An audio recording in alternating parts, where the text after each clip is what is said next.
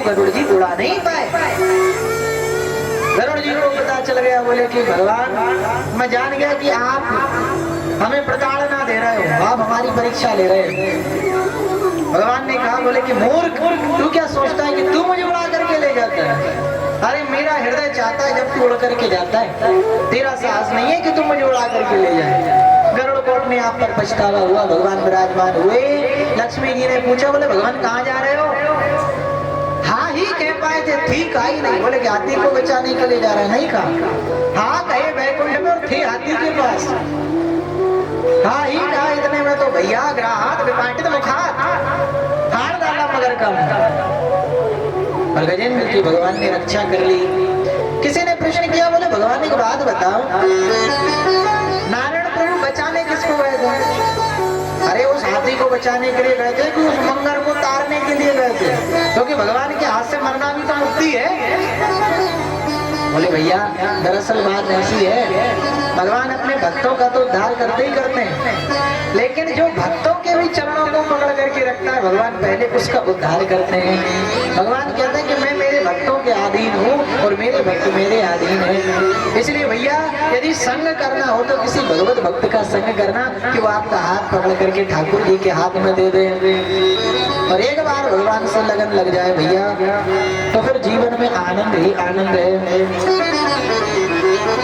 ऐसा बड़ा सुंदर दिव्य उपदेश दिया। कहा, बोले कि भगवान शायद जाति देखते होंगे कि ये ऊंची जाति का है, ये ब्राह्मण जाति का है तो इसको मिल जाए, ये राजपूत घराने का है तो कहीं इसको मिल जाए।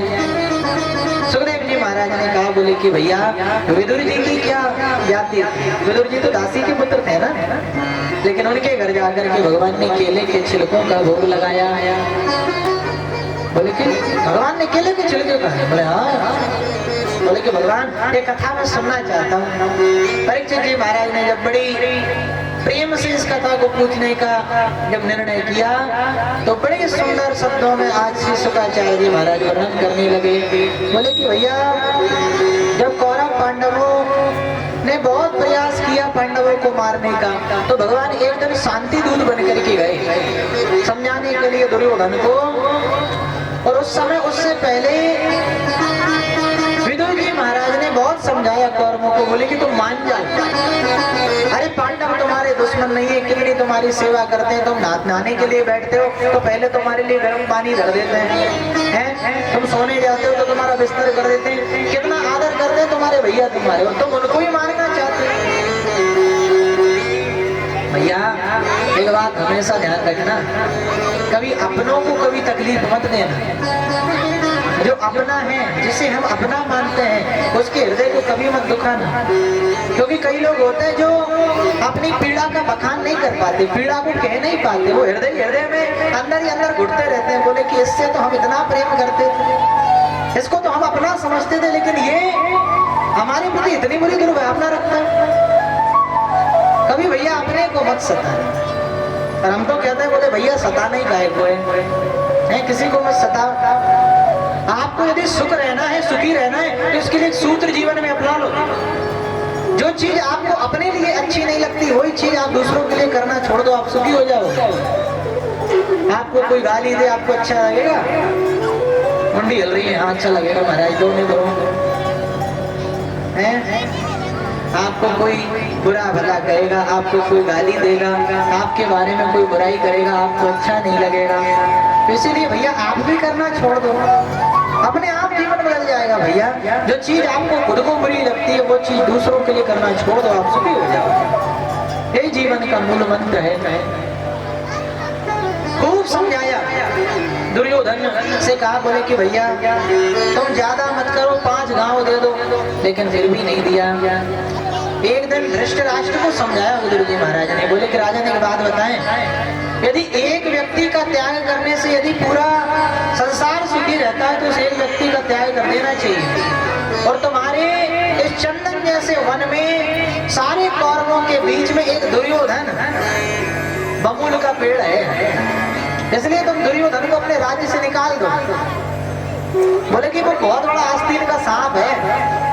किसी ने जाकर के भैया दुर्योधन को बता दी ये बात। दुर्योधन आया, आंखें लाल करके और अपनी मूंछों में बल दे करके कई लोग होते हैं ना जो अपनी बुराई सुन करके भड़क जाते हैं। बोले किसने कहा? बोले चलो बताओ मुझे कौन है, कौन मेरी बुराई कर रहा है?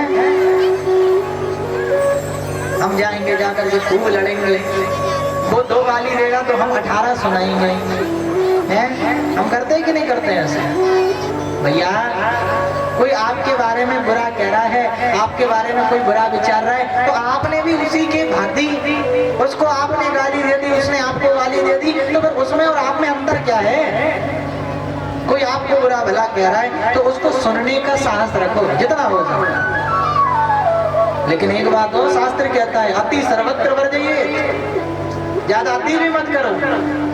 कोई बार बार गाली दे ही रहा है, दे ही रहा है, दे ही रहा है, दे ही रहा है, तो फिर क्या? ऐसा नहीं कि गाली दो, वहां से उठ करके चले आओ। जितना हो सके उतना जीवन को बदलने का प्रयास करो। बहुत समझाया नहीं माना, दुर्योधन गया और विदुर काका के सामने जाकर के खड़ा हो गया, अपनी तलवार निकाली और कहा, बोले कि मैं तुम्हें मार डालूंगा। बोले कि मेरे ही कान को मेरी पीढ़ी भड़काता है तू, निकल जा मेरे राज्य से। विदुर जी ने सोचा, बोले कि भैया अब इस राज्य में हमारा सम्मान नहीं बचा, और शास्त्र कहता है कि जहाँ पर सम्मान ना हो वहां पर नहीं रहना चाहिए। कई लोग होते हैं ना जिनको बुलावा भी नहीं मिलता, निमंत्रण भी नहीं मिलता, फिर भी खाने के लिए पहुंच जाते हैं। शास्त्र की बात है भैया, आवत ही हर्षे नहीं, नैन नहीं स्नेह, तुलसी कहाँ न जाइए, चाहे कंचन बरसे में। जहाँ पर सम्मान न होए, आपको देख करके लोग मुंह फेर लें, आपको देख करके लोग आपको देख करके उठ करके चले जाए, शास्त्र कहता है बोले कि भैया जहाँ पर सम्मान ना हो वहाँ पर हमें नहीं जाना चाहिए। आवत ही हर से नहीं, जहाँ पर सम्मान ना हो चाहे वहाँ पर सोना चांदी बरस रहा हो, लेकिन मत जाओ। बोले कि महाराज हम तो जाएंगे, सोना चांदी तो बट रहा है, लेकिन शास्त्र कहता है बोले कि भैया आवत ही हर्षे नहीं, आपको देख करके यदि कोई प्रसन्न नहीं हो रहा, आपको देख करके लोगों की नजरें झुक रही है, आपको देख करके लोग नजर चुरा रहे हैं, ऐसे जगह पर मत जाओ, क्योंकि ऐसे जगह पर जाने से लाभ नहीं है, ऐसे जगह पर जाने से बहुत हानि है। आज विदुर जी ने सब कुछ त्याग कर दिया, अपने मंत्री पद से इस्तीफा दे दिया, अपने कवच और धनुष बाण दुर्योधन के राज्य के बाहर निकल करके राज्य के बाहर एक झोपड़ी बना करके रहने लगे। बहुत समय बीत गया। एक दिन हमारे ठाकुर जी की जगन्नाथ जी की रथ यात्रा आई, भगवान रथ यात्रा में विराजमान होकर के आए। संपूर्ण दुर्योधन ने हस्तिनापुर को दुल्हन की तरह सजवा रखा था। उसी बीच में भयंकर भीड़ पड़ी महाराज भगवान को देखने के लिए। चारों तरफ हाहाकार मच गया, बोले कि भगवान आने वाले हैं। सब भगवान को देखने के लिए टकटकी लगा करके इंतजार कर रहे हैं। कई बार होता है ना जब कोई बहुत बड़ा आदमी आता है तो हम इंतजार करते हैं। मान लो यही कथा में मोदी जी आने वाले हों, विधायक साहब आने वाले हो, तो कैसे कई लोग इंतजार करते हैं। तो ऐसे भैया हस्तिनापुर के सभी नर नारी बड़ा इंतजार कर रहे थे भगवान का कि भगवान कब आ जाए, भगवान की बड़ी प्रतीक्षा कर रहे थे। उसी बीच में हमारे ठाकुर जी बड़े सुंदर रथ पर दिव्य मणियों से जड़े हुए रथ में विराजमान होकर के भगवान आए गए। सुंदर दारुक सारथी भगवान का रथ लेकर के आया। भगवान के पीछे महाराज काफिला चल रहा है रथों का, रथों के पीछे रथ, रथों के पीछे रथ, रथों के पीछे रथ। बड़े सुंदर भगवान जगन्नाथ जी की रथ यात्रा आई। भीड़ थी उसमें, विदुर विदुरानी भी खड़े थे। बोले कि भैया हम भी भगवान को देखेंगे, लेकिन इतनी भीड़ में हम कैसे दर्शन करेंगे। विदुर जी कहते हैं, बोले विदुरानी चिंता मत करो, हम भगवान को नहीं देख पाएंगे तो क्या हुआ, इस बड़ी भीड़ में मेरा वो कन्हैया मुझे देख लेगा, इतने में ही मेरा मन भर जाएगा। केवल वो देख लेना चाहिए, हम देख पाए या नहीं देख पाए इससे कोई फर्क नहीं पड़ता। हमारे ठाकुर जी आए, चारों तरफ देखने लगे। तुरंत द्वार पर पहुंच गए। दुर्योधन आरती की थाल लेकर के खड़ा था। भगवान ने कहा, बोले और दुर्योधन कैसे हो। दुर्योधन ने कहा, बोले कि भगवान सब आपकी कृपा।